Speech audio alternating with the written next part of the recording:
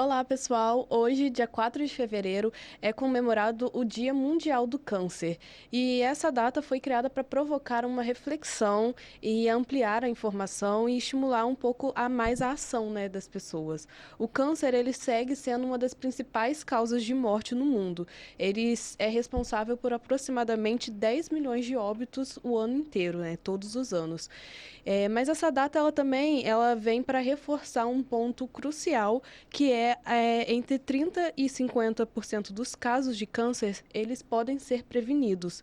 E isso significa melhores desfechos, mais possibilidades de tratamento, né?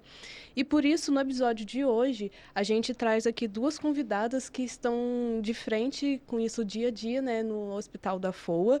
E a gente vai refletir um pouco mais sobre o tratamento, tirar as dúvidas sobre o cuidado e algo muito importante que é o diagnóstico também, precoce, antes de qualquer coisa, que é o que ajuda muito no tratamento e no desfecho, ao desenvolvimento do paciente, né? A gente está aqui com a doutora Luciana Neto, ela é oncologista do Hospital da FOA, e a Bárbara Rodrigues, ela é a gerente de oncologia do Hospital da FOA também. Sejam muito bem-vindas. Obrigada. E para a gente começar, uma perguntinha para a gente iniciar e para as pessoas saberem o porquê que existe o Dia Mundial do Câncer, né? Doutora Luciana, qual que é o principal, o principal motivo de existir o Dia Mundial do Câncer? A importância dessa data é mesmo trazer o assunto. Da gente estar pensando no câncer, conversando sobre essa doença e que porque é mundial, então todas as nações reflitam também como que eles estão nesse caminho do combate à doença e o que mais pode ser feito. E para a população como um todo estar atenta aos sinais, os sintomas, para, em qualquer sinal, procurar ajuda. E o que essa data representa para a medicina e para a sociedade? O câncer, atualmente, é uma das doenças que mais causam os óbitos precoces, que são naquelas pessoas entre 30 a 69 anos. Então, antigamente a gente tinha muitas mortes por doenças infecciosas e hoje em dia com melhora do saneamento e tudo mais e com a vida, a gente tem uma previsão de vida maior, mais longa, né? Então, por isso que é tão importante. Tem sempre que ser feitas novas pesquisas para descobrir novos tratamentos. A gente vê que como mudou o tratamento do câncer nesses últimos anos. Verdade. E, Bárbara, do ponto de vista da gestão e do cuidado, por que tantas datas como essa são importantes para incentivar a prevenção? Elas são datas estratégicas, principalmente para a saúde pública, né? Ela traz, tira do silêncio esse tema, principalmente, por exemplo, do câncer, que a gente está falando hoje, e isso traz informação para a população. E com isso, ela estando informada, ela vai buscar fazer o diagnóstico precoce, a prevenção disso. Isso é bom para o paciente, porque ele pode descobrir um diagnóstico mais precoce. E em relação ao serviço de saúde, a sustentabilidade. Por quê? Esse paciente ele vai chegar no início da doença. Então, o tratamento dele não vai ser tão complexo como se fosse com um diagnóstico mais ultrapassado, mais tardio, desculpa a palavra. Não, sem problemas. E, doutora Luciana, quando a gente fala de prevenção de câncer, né, do câncer, o que de fato está ao alcance das pessoas no dia a dia? O que elas realmente podem fazer para prevenir o câncer? Quando a gente fala de câncer, muitas vezes vem na nossa cabeça logo essa questão genética, hereditária, mas na verdade isso é só 80, 90... é o contrário. É só 10 a 20% dos casos. 80, 90, né, são causados por fatores externos, que a gente chama, que são aqueles que são modificáveis. Então, se a gente tem hábitos de vida melhores, a gente consegue prevenir a maior parte dos cânceres. Então, principal coisa é a questão do tabagismo. E aí é importante lembrar que nisso tá junto o cigarro eletrônico, né? Que ele, às vezes, as pessoas têm uma falsa impressão de que ele é mais bonzinho, que ele não causa tantos efeitos ruins como o cigarro tradicional, mas é o contrário. Então, ele é muito perigoso. E a gente está um pouco retrocedendo como país, o Brasil, nessa questão do tabagismo, que conseguiu fazer uma campanha muito boa, diminuir muitos casos de câncer de pulmão. E isso a gente tem que estar atento para não retroceder nessa parte. A prática de atividade física, né? O sedentarismo aumenta o acúmulo de gordura e a chance de desenvolver a doença como câncer. A alimentação. A gente sabe que hoje o câncer de intestino é o segundo mais prevalente, tanto em homens como mulheres. E isso tem muito a ver com a nossa alimentação. Então, voltar àquela alimentação mais natural, comer mais frutas, legumes, verduras, evitar os ultraprocessados, os embutidos. Então, isso é muito importante. Da prática não abusar da bebida alcoólica, que também é caso de câncer, e o uso do filtro solar, ainda mais aqui no Brasil, né? Que a gente tem essa alta incidência. Isso mesmo. Então, são hábitos de vida, né? Quem trabalha na indústria, usar os EPIs, né? Para poder se proteger desse contato com coisas cancerígenas. Então, são medidas do dia a dia que a gente tem que fazer para a gente poder ir evitando o desenvolvimento do câncer. Muito bom. E, Bárbara, vocês percebem diferença no tratamento quando o paciente já tem uma cultura de cuidado na prevenção e do acompanhamento do médico? Sim, com certeza. Porque ele chega, muitas das vezes, no início da doença, né? E como ele já tem essa educação do autocuidado, a adesão também no tratamento é bem melhor. Daquele que não tem esse autocuidado, que deixa só para verificação mais tarde, deixa sempre para depois. Porque, na grande parte, quando chega e se deixa para depois, a doença já está bastante avançada. E o paciente que já tem uma rotina, uma qualidade de vida boa, assim, atividades, boa alimentação, também desempenha um tratamento mais tranquilo do que aquele que já tem uma vida mais sedentária, é diferente. E a prática de atividade física, por exemplo, ela também previne recidiva do câncer. Então, principalmente no câncer de mama, né? Então, você ser uma pessoa mais ativa, você tem, às vezes, quando precisa de um tratamento mais forte, como a quimioterapia, tem mais condições de enfrentar aquilo de uma forma mais saudável. Então, isso interfere muito no desfecho também, no tratamento. Bacana. E, doutora, por que o diagnóstico precoce ele é um dos principais pilares para o enfrentamento do câncer? Porque muda muito a chance de cura e de bons desfechos no tratamento, dependendo do estadio que você descobre a doença. Então, a gente tem uma classificação, né? Quando a doença está só localizada e é pequenininha, quando ela está maior e pode ter ido para algum linfonodo próximo, ou quando ela é metastática, que é quando a doença sai do órgão que ela se iniciou e vai para outros órgãos à distância. Então, por exemplo, quando você descobre no estádio 1 e 2, de 10... vou falar do câncer de mama, né? De 10 mulheres, mais de 9 vão estar vivas em 5 anos. Fica estranho ser mais de 9, mas é porque é 90 e poucos %, né?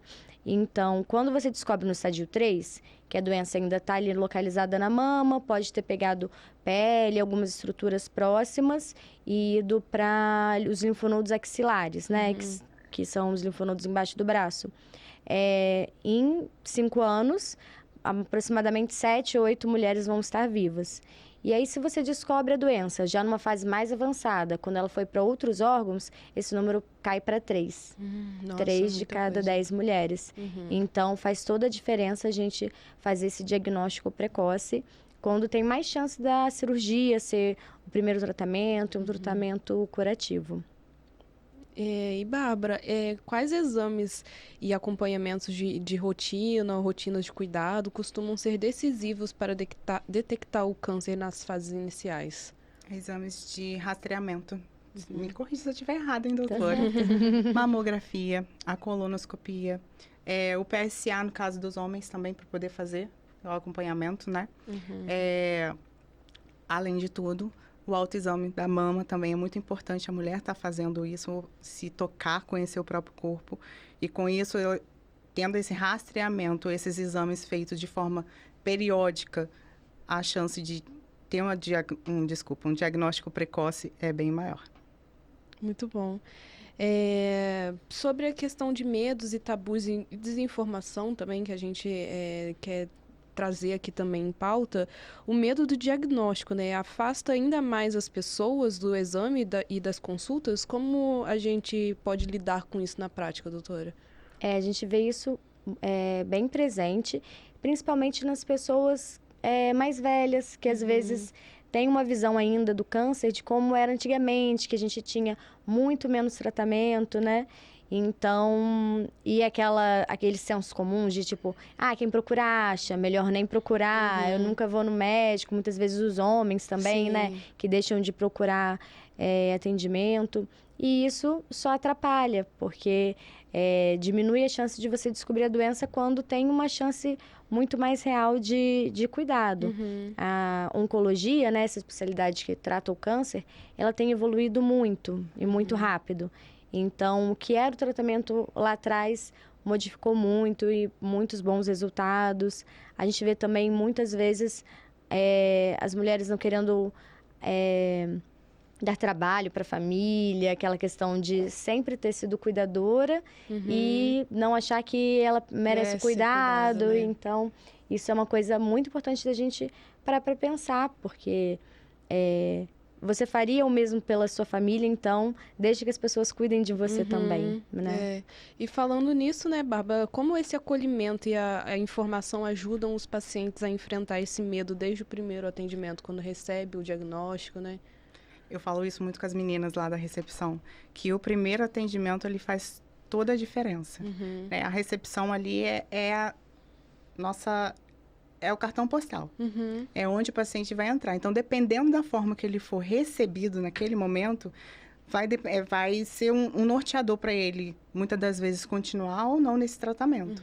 Porque o perfil que nós temos de tratamento lá, de paciente, é um perfil de paciente mais idoso.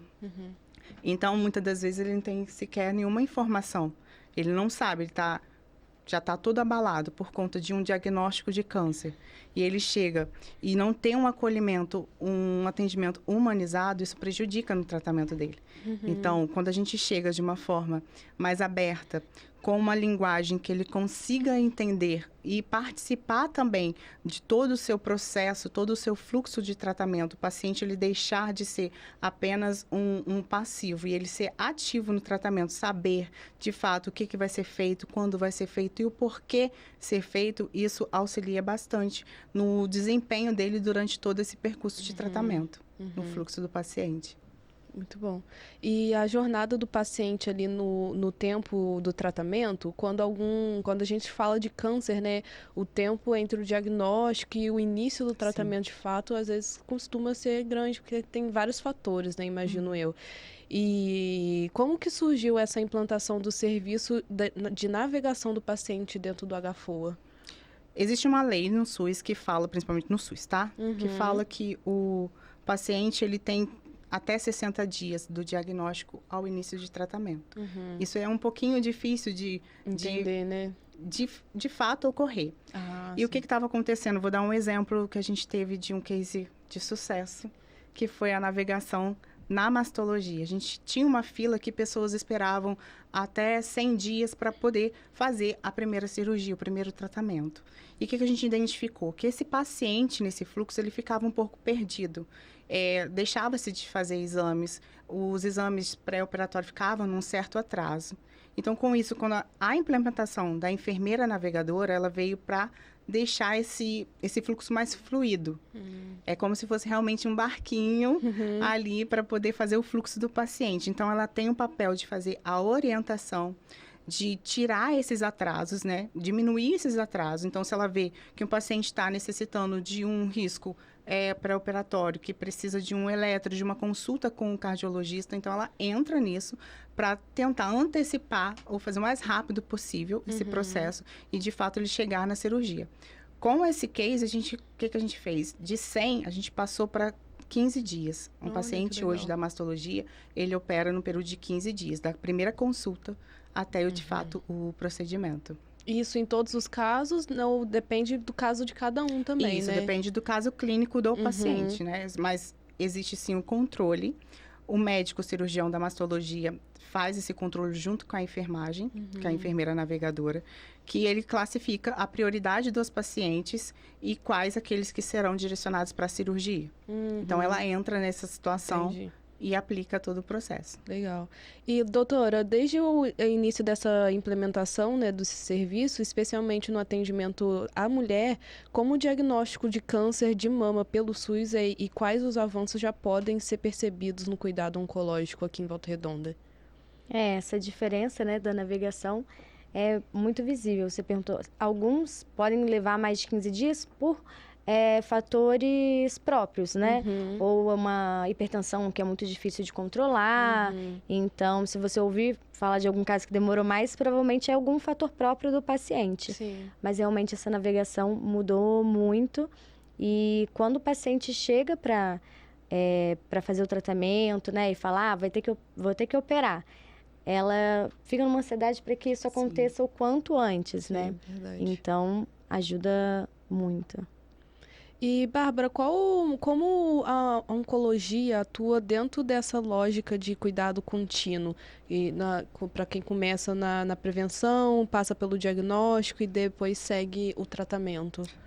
A oncologia, principalmente quando a gente fala de um NACOM, ela serve de ser o centralizador desse cuidado integrado. E ela tem que fazer com que o paciente tenha todos os cuidados necessários, fazer a integração de cada cuidado, desde a prevenção, diagnóstico, o tratamento e também o controle dessa doença posterior.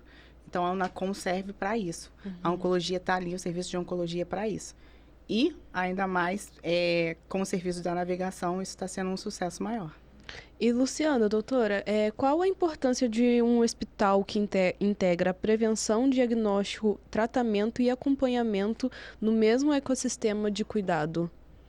É importante para ter uma celeridade mesmo desses serviços, de conseguir o quanto antes. A gente fala muito em outubro, por exemplo, né, da outubro rosa, de fazer mamografia, mas se a pessoa só recebe um diagnóstico ali na mão, né, de uma mamografia com BIRADS 4, um exame alterado, e não sabe o que fazer com aquilo, não tem ninguém para poder indicar, olha, o caminho é esse, né?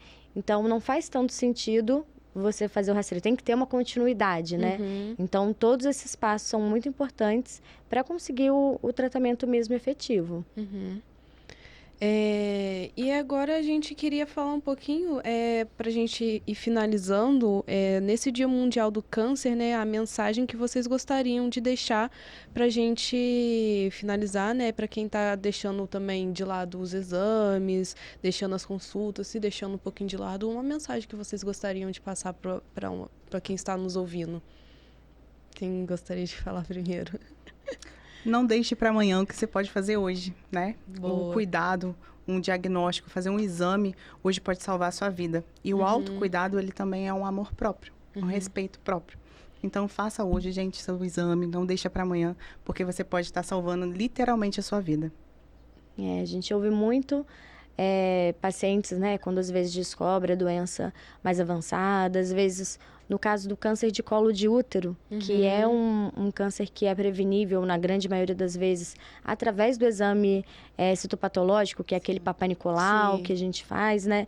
E aí às vezes a gente vê o relato dessas mulheres, às vezes elas sabem da importância, né? É professora, tem todo o conhecimento, não é falta de conhecimento, mas com a atribulação do dia a dia, vai deixando para depois. Vai cuidando primeiro do filho, do trabalho, da família, esperando que tivesse um momento perfeito, ideal para fazer aquilo.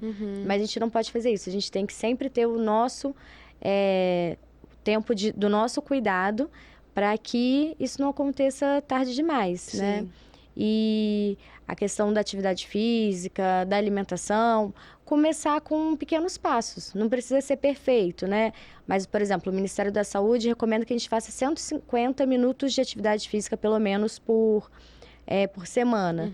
Então, se o tempo é muito atribulado, às vezes você descer um ponto antes de ônibus, de você chegar da sua casa, e aí você já faz aquela caminhada. Então, assim, não esperar o momento perfeito para se cuidar, porque tem que ser agora. Perfeito. E falando em prevenção, né, como o assunto é esse, tem alguma novidade para os pacientes que quiserem fazer alguma consulta, algum exame nesse mês? Sim, temos. O Hospital da FOA tá aí com uma promoção de uma consulta mais uma mamografia com 40% de desconto. Então, gente, não deixa para amanhã. Aproveita essa oportunidade de cuidar da sua saúde, colocar a saúde em dia. E como que faz para fazer o agendamento? Como é que as pessoas podem entrar em contato? Pode entrar em contato pelo nosso número do WhatsApp de atendimento. Deixa eu só olhar aqui, porque eu não sei de cabeça. Tem que ter uma colinha, né? Tem que Hoje ter em uma dia é colinha, difícil. não dá. Só um minutinho, é 24 99999, são 59, tá?